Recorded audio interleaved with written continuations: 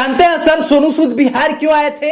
उनको बिहार किसने बुलाया था और किस तरह से आदर्श आनंद ने रोग आके पूरे बिहार की भद्द पिटवा दी?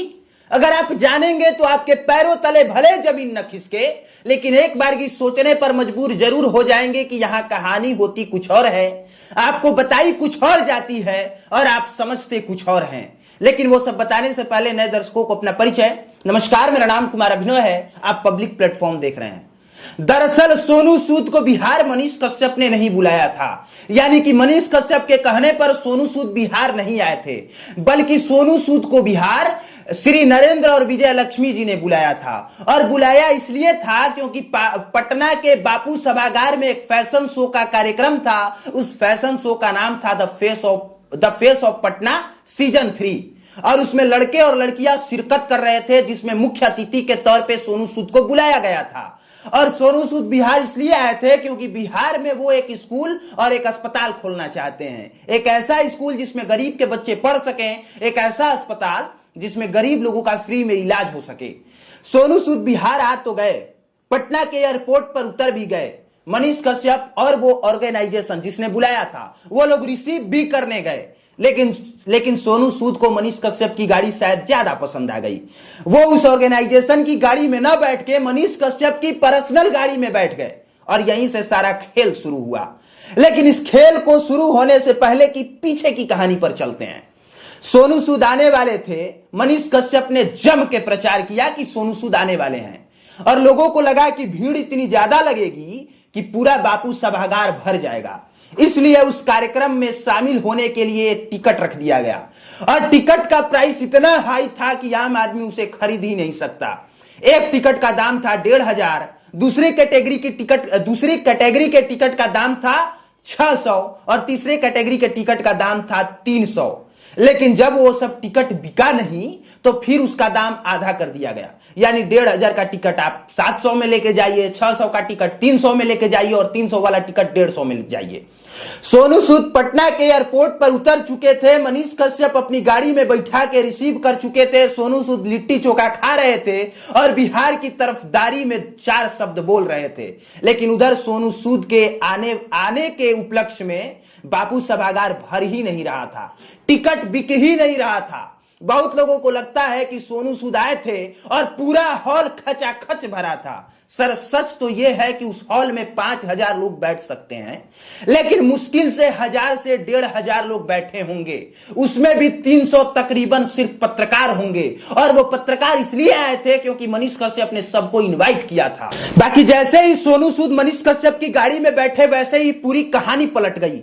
कहानी ये पलट गई कि 4 बजे सोनू सूद को बापू सभागार में आना था, लेकिन 7 बजे तक सोनू सूद आए नहीं, उन्हें बुलाया नहीं गया, क्योंकि बापू सभागार भर नहीं रहा था, टिकट बिक नहीं रहा था। इसके बाद सोनू सूद से पहले मनीष कश्यप आए, और जब मनीष कश्यप आए तब वहां कुछ ऐसा मामला हुआ जिसे मैं कैमरे पे नहीं बता सकता, जिसके बाद मनीष कश्यप गायब हो गए। कहां कोई नहीं जानता। सोनू सूद आए, सोनू सूद ने बिहार की तारीफ की, लिट्टी चोखे की तारीफ की, शिल्पी राज के गाने पर ठुमके लगाए। सबका कार्यक्रम हुआ, किसी का कार्यक्रम नहीं हुआ तो वो मनीष कश्यप थे। मनीष कश्यप भी सोनू सूद के बगल में खड़े होकर उस मंच पर भाषण देने वाले थे। आदर्श आनंद का कार्यक्रम होना था। धनबाद की एक लड़की थी जो एक पांव पर झारखंड से चल के आई थी, उसका कार्यक्रम होना था। और 2-4 और कुछ लड़के थे जिन्होंने सोनू सूद के ऊपर रैप सॉन्ग गाया था, उनका कार्यक्रम होना था। सोनू सूद खान सर से मिलने वाले थे, सोनू सूद एसके झा सर से मिलने वाले थे। सोनू सूद के मंच पर शिवेश मिश्रा का कार्यक्रम होना था। सोनू सूद के उसी मंच पर और भी बिहार के बड़े बड़े कलाकारों का कार्यक्रम होना था, लेकिन किसी का नहीं हुआ, क्योंकि मनीष कश्यप और उस ऑर्गेनाइजेशन से कुछ बिगड़ सी गई, और बिगड़ी ऐसी कि मनीष कश्यप उस मंच पर चढ़े ही नहीं, या उन्हें चढ़ने ही नहीं दिया गया। ये पीछे की बात है, हर बात मैं आपको नहीं बता सकता, लेकिन आप खुद देख लीजिए, क्या उस मंच पर सोनू सूद के बगल में मनीष कश्यप नजर आ रहे हैं? नहीं। अब जब मनीष कश्यप ही नजर नहीं आ रहे हैं तो बताइए मनीष कश्यप ने जिसको बुलाया है वो नजर कैसे आ सकता है। इतना ही नहीं, ग्रेजुएट चाय वाली प्रियंका गुप्ता, सोनू सूद की मुलाकात उससे भी होने वाली थी लेकिन सोनू सूद उससे भी नहीं मिल पाए। मतलब समझिए कि जब मनीष कश्यप और उस ऑर्गेनाइजेशन की बिगाड़ सी हुई, यानी जिस मंच पर खड़े होकर सोनू सूद के बगल में मनीष कश्यप भाषण देने वाले थे उस मंच पर मनीष कश्यप नजर नहीं आए, इसके बाद हर कोई स्थिति भाग गया कि कुछ ना कुछ तो गड़बड़ है, तो फिर मनीष कश्यप ने उन सबको जिसको बुलाया था, चाहे वो शिवेश मिश्रा हो, चाहे आदर्श आनंद जी आप हो, हम हो, चाहे फलाना ढिमकाना जो भी हो, वो कैसे नजर आएगा और वो मनीष कश्यप के कहने पर उसका प्रोग्राम कैसे हो जाएगा। फिर भी हम मानते हैं कि आप इतने बड़े कलाकार हैं कि आपको खेसारी लाल यादव जैसा ठहरने के लिए होटल चाहिए, सलमान खान जैसा सिक्योरिटी चाहिए और आमिर खान वाली इज्जत चाहिए। ये बात हम मानते हैं क्योंकि आपके फॉलोवर 2.5 मिलियन से ज्यादा हैं, आपके वीडियो के व्यू 40 मिलियन, 50 मिलियन, 100 मिलियन जाते हैं। इसलिए इतना तो मनीष कश्यप को बनता था कि भागलपुर की जिया आई है, इतना बड़ा कलाकार आया है जिसका फोन कम से कम न उठाने की गलती तो नहीं करनी चाहिए थी। फोन उठाना चाहिए था, बकायदा बता देना चाहिए था कि आदर्श भाई सब कुछ गड़बड़ हो गया है, हम जो सोच के आपको बुलाए थे वो सब यहां नहीं हो पा रहा है, हमको माफ कर दीजिए और प्लीज आगे से हम ऐसी गलती नहीं करेंगे, इसका हम पूरा ध्यान रखेंगे। गलती मनीष कश्यप की इतनी जरूर है कि उन्होंने आपको अपना भाई समझा, भाई समझ के बुलाया और एक दिलासा दिया कि सोनू सूद के साथ उनके मंच पे आपका कार्यक्रम होगा, लेकिन आपका नहीं आ पा, लेकिन वो सब नहीं हो पाया। उल्टा आपका खर्चा लग गया, उल्टा आपको ठहरने के लिए एक ऐसा होटल दे दिया गया जिसमें मनीष कश्यप नहीं ठहर सकते हैं। मतलब इतना तो समझ में आता है कि 2.5 मिलियन फॉलोवर होने के बाद आदमी का क्रेज कितना होना चाहिए, उसे ठहरने के लिए कितना भव्य होटल देना चाहिए, उसे पीने के लिए कितने शानदार बिस्लेरी का पानी देना चाहिए। आदर्श आनंद जी, आपने वो सब कुछ बिहार के लोगों को बता दिया है। आपने बता दिया है कि बिहार की धरती पर बिहार के लोगों का अपमान नहीं होना चाहिए। आपका कुछ हो ना हो पर आपको फुल ऑन इज्जत मिलनी चाहिए, और जब इज्जत ना मिले तो दूसरों की इज्जत और चड्डी कैसे उतारी जाती है ये आपसे भला और बेहतर कौन जानता है। और आपने रोग आके टीआरपी भी बटोर लिया, लोगों की सहानुभूति भी पाली, लेकिन एक बार सोचिए कि धनबाद से एक लड़की एक पांव पे आई थी जिसका एक पांव नहीं था और वो सोनू सूद से मिलने आई थी। अगर वो प्रेस कॉन्फ्रेंस करती तो क्या होता, लोगों की सहानुभूति उससे आपसे कहीं ज्यादा उससे जुड़ सकती थी। लेकिन जानते हैं सर उसने ऐसा क्यों नहीं किया?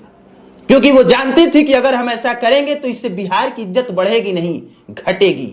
ये आपसी मामला है तो आपसी मामले को आपसी स्तर पर बैठ के सुलझाना चाहिए। ऐसा तो नहीं है कि मनीष कश्यप से आपकी बनती नहीं है, ऐसा नहीं है कि फोन पर बातचीत नहीं होती है, ऐसा भी नहीं है कि आपका कुछ लेना देना नहीं है। 2-3 बार उन्होंने आपका इंटरव्यू किया है, उस इंटरव्यू पे 4-5 मिलियन व्यूज तक आए हैं, तो आप आराम से बाद में भी फोन कर सकते थे और कह सकते थे कि ए मनीष भाई, तुम्हारा 5 मिलियन सब्सक्राइबर हो तो अपने आप को बड़ा हीरो समझते हो, तो हमारा भी 2.5 मिलियन है और हम भी खुद को कम हीरो नहीं समझते हैं और हम बड़का कलाकार हैं, तो आगे से इस तरह की गलती मत करना, हमारा और तुम्हारा रिश्ता खत्म।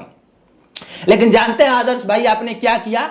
आपने पूरे बिहार की थूथू कराई, इतनी थूथू कराई कि वो मैसेज सोनू सूद के पास पहुंचा और सोनू सूद जैसे बड़े कलाकार ने आपसे माफी मांगी और कहा कि आदर्श भाई आप तो पानी की धार हैं, रुकेंगे थोड़े हमारे बगैर, आप चलते रहेंगे, बहते रहेंगे। तो आदर्श भाई हमारा भी आपसे यही निवेदन है कि आपसी मामले को आपसी स्तर पर बैठ के सुलझाना चाहिए, उससे टीआरपी नहीं बटोरनी चाहिए, रोग आके उसे एक महफिल तैयार करने की कोशिश नहीं करनी चाहिए। बाकी हमको पता है बहुत सारे आएंगे हम ही को गरिया के चले जाएंगे, लेकिन मैं एक अदना सा वो पत्रकार हूं जो मुझे फर्क नहीं पड़ता कि हमारे कमेंट में कितना प्यार और कितनी गालियां बरसती हैं। मुझे बस फर्क इस बात का पड़ता है कि मेरी जुबान से निकला एक एक शब्द सच हो, एक एक शब्द फैक्ट हो, जो सही है मैं वही बोलूं। बाकी आपका प्यार हो नफरत हो हमको सब कबूल है। देखने के लिए धन्यवाद।